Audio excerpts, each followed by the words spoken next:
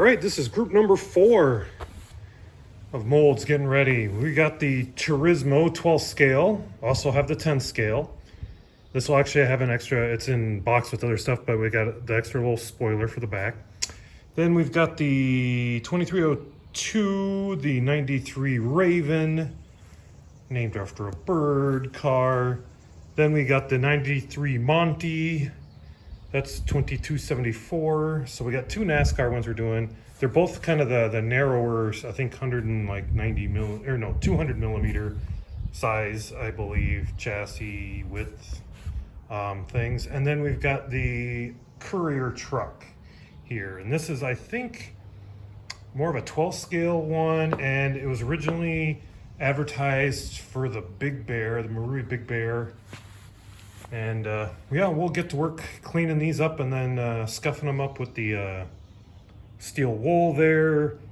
And then we'll see what kind of damage they've got and what needs to be repaired on them. I've already, I think, noticed this back spoiler here needs a little bit of work. And I think there's a fill-in on here too, that where they must have drilled something and or had an air bubble, they filled it and it's kind of come off, chipped a little bit, which is not too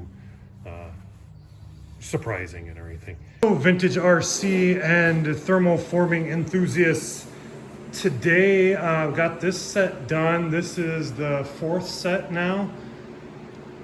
Was kind of a mixed result. We have one today that is not going to be finished at all soon. Can you kind of guess which one that would be? Yeah, that'd be this one over here, the Lima Truck, the little compact pickup truck. That we ran into some major issues. I'll get into that one at the end here. But first was the Tourismo car. Now I'm showing you this one. This was the very first pull, and it looks rough like this because this was some plastic that had the film was damaged, and I used it for the very first initial pull to test things. And if you recall from the earlier video, this had a separate wing piece, but I noticed it lined up when mounting it to a board like this. I don't have the mold here. I actually ran this one weeks ago. That it would butt up against the back perfectly lined up. So when I created the mounting board for it, I created holes for this to mount here and a little bit further back, just in case. Well, you can see that that was not going to work like that. So this was the very first and only pull like this. I quickly took everything off the machine, took that wing out, moved it to those other holes further back, did that instead, and ta-da, we got it then, perfect, fine. The only thing is I would like to get this to form down along the bottom a little bit better. And it's not really so bad because you're going to trim most of that off. But to do that, what I'm probably going to do, as you saw in the last video, most likely that we finished up, I'll probably put a little spacer piece of wood underneath this and lift this up just a little bit. It'll be the exact size of this wing piece, and we'll raise it up a little bit so that the plastic forms down a little bit closer to it. We may also work on getting some air assist holes in there a little bit more for that, see if that helps. But overall, that's good. Oh, also I should mention, if anyone has ever seen how exactly you're supposed to mount this wing, because the way you see it right here is how it would get mounted. You would trim out, of course, the back side of it, and and the front opening, and it would just get set up on top. And you can see, I don't have any good photos from Bolink on it, but it shows it sitting up there. But how the heck did they mount it? All I can think is you would use some scrap plastic to make like little mounting tabs and like glue it down, I guess, because it is, yeah, it is smaller than the width of this back deck area. So if someone has instructions or some idea on how that's supposed to be mounted or has a better picture, I would love to see it on how that wing was supposed to be mounted to this. And I'm going to have the exact same issue when I go to do the 10th scale of this. This is the 12th scale of that same body. I'm interested in knowing how that was expected to be mounted back there. All right, then we've got a couple very first time NASCAR style bodies run. This is the, I don't remember the name I've given it now, but it's a 96 something. A 96 something like Carlos or something. And then this one, ooh, I can see we got some spots, some debris right there.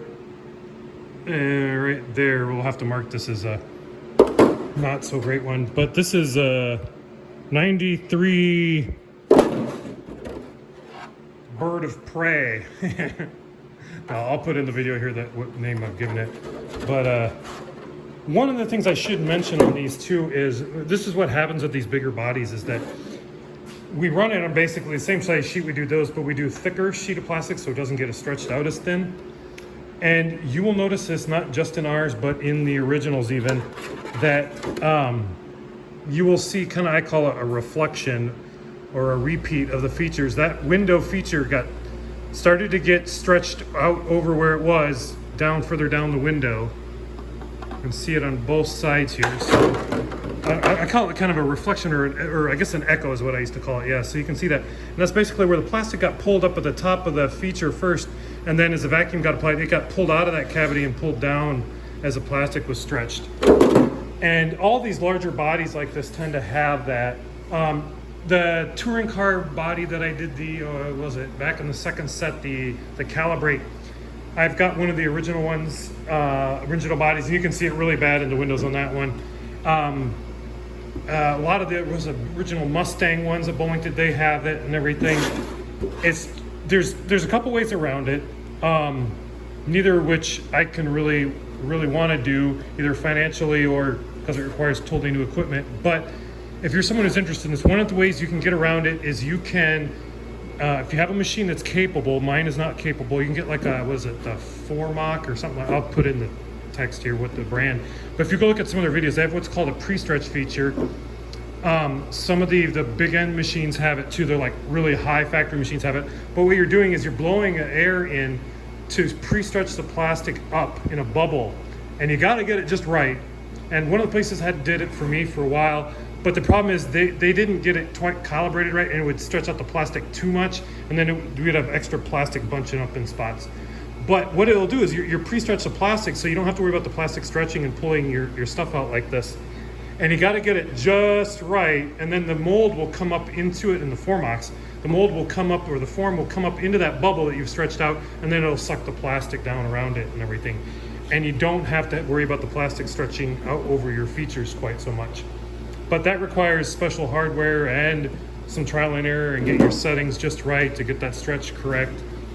And I'm not going to worry about it. The other way to get around it is to, that makes the bodies cost more, is to get a bigger sheet of plastic so you're not stretching the plastic out so much.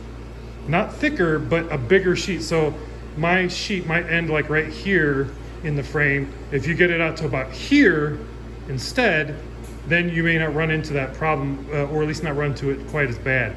And I've proven that will work. The problem is, once I go up to these bigger sheet sizes, it's inefficient in getting the optimal cuts out of a 4-foot by 8-foot sheet of plastic. You have more waste in it. It's hard to get the full potential out of your 4x8 sheet. And so you end up, these bodies cost, I was figuring I'd have to charge anywhere from $2 to $3 more a body, and I don't think most people want to pay that. I don't think it's worth it. So I don't do that. But if you're into thermoforming, that's one of the ways you can get around it, is to do that. The other thing you can do as well, and once again not going to do it, is you can get these forms super hot, where it's like 400 degrees. You got to cool your plastic more than after it's formed. You got to sit there and wait for it to cool on the mold a little bit more, and then you got to heat the mold back up again to do it. But if you have the mold at a very high temperature, the plastic won't cool so quickly and form that mark. That's something you can do, but you'd probably, if you're going to do that, you'd probably want a form that has heaters in it so you can keep it at a constant temperature and turn those heaters on and off as you're forming. My machine, for example, has a feature in it that is a part cool and a mold cool time. If you need to do that with stuff, you can do it. But it doesn't have any controls for heating the mold or anything like that. It'd have to be an add-on accessory. If I were to do it something, I'd probably put on the inside a little bullet heaters in strategic places and then have separate temperature probes and everything to monitor the temperature and keep it at the right temperature. But it's big bucks. You got to add that to every mold, and then you got to have the controllers for it and have electrical hookup for it and everything. So let's get on to the Lima. The Lima here, yeah, this is a new problem that I have not run into before. And this mold is not going to be used for a while then until I take the time to fix it. But you see right there, there's like a crease in the bed. I thought that was because the part was having a hard time coming off the mold when it was done. And I did 3 pulls on this and then stopped because I realized what was happening. This mold, of course, was heated up nice and warm to help trying to kind of prevent actually what was happening right there, a big kind of round spot in the roof of the truck. But what was happening is I think this form is too thin right in this area. The mold was actually deforming under vacuum. It was sinking. And I'm lucky it didn't crack. I would assume it didn't crack because maybe in this area too, the mix when they made it, the casting had a lot of epoxy resin in here. And so it's gotten soft and it's deforming under heat and under load or pressure. So what I'm gonna have to do is come up with some supports underneath this to prop this up so it can't deflect down when it's under vacuum. That'll take some little bit of trial and error. What I'm probably gonna do is create a bolt and use the bolt head underneath this, right directly underneath it, and use the threads with nuts on either side of the board. I'm gonna have to countersink this a little bit with not really countersink, but use a Forstner bit to make some spots and underneath, and use nuts on either side to kind of raise that bolt then up and down where it needs to be, and then probably Loctite it in place. But the reason why I want to use the bolt head at the top is it gives me more surface area up here, and it's something off the shelf I can use. I know Rick Jordan at Bolink would use on their metal plates, would use like a little what would have been, I think, old body posts, old metal body posts from Bolink to prop up these molds if he thought they were going to deform or potentially break under vacuum. I'm going to go a little bit different so I can adjust it and use that. I don't have to try and play around cutting it to the right size. I'll use a bolt and then just use the threads and the nut on either side to adjust the height of it till I get it just right. So it's hopefully making direct contact with that as best as I can get it to do. But yeah, this mold is not going to be run again until I get that sorted out. And I think I'm just going to keep on going down the line on the next stuff and worry about those first before I go back to this one. I don't think this one was going to have a big demand anyway. This is one that was advertised for running on the Big Bear, and it's also a 12 scale body as well. Oh, I should mention too, these other ones, these are 10th scale pan car, and I think they're like the super speedway width ones. They're not like the previous one that I did, the Florida IROC, and like the what is it, the GTP bodies I have and everything. This is narrower chassis, so this is the later the SS super speedway width chassis that you would have, like so the RC10L SS, and I think later on then they just become kind of standardized on this. I'm not an expert on the pan cars. But yeah, so these will be up on the store. We'll try and get window masks for it. This doesn't look like it'll be too big of a deal for window masks. It might be a little concave on the back there. We'll see. I'll try and make it separate pieces because you got the dividing lines in there, so you can paint those in. This doesn't have anything here. I guess we'll make it one thing that just covers it. I noticed too, this doesn't have any sort of real defined headlight area in it. Maybe I'll make some dummy masks that you would like paint silver, you know, after you've done, you would paint it like silver in here to give it that, you know, kind of filled in headlight look to it. I don't know. I think these later on they may have worked with, was it Auto Graphics, to do headlight decals, and I'm just not at that point yet where I'm ready to do headlight decals. This one over here does have kind of a marked out area for the headlights, so I probably won't worry about it on that one. And I actually, to be honest, I probably won't worry about it on this one. I'm just gonna do the window mask, which window masks are a pain in the butt. This one over here, I'm already working on window masks for this one because, like I said, I ran this one like a couple weeks ago. It's concave quite a bit here, and the material I use right now for window masks is not a real high-tack stuff, and we're getting some new stuff, but it's back-ordered. That is really good for sticking to polycarbonate and everything, but the stuff I currently use right now, it doesn't have a high tack to it, and when you start to get into stuff like this, it likes to lift. So I think I'll ship these without any window masks until I get the new stuff. I'll at least get them designed up, but they won't have window masks included.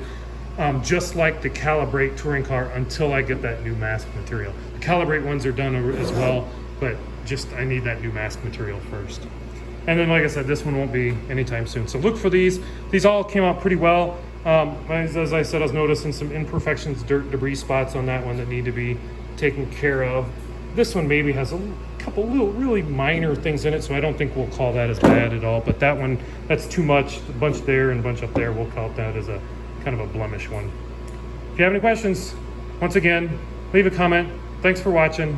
Have a great day. Buy all the bodies. I need the money.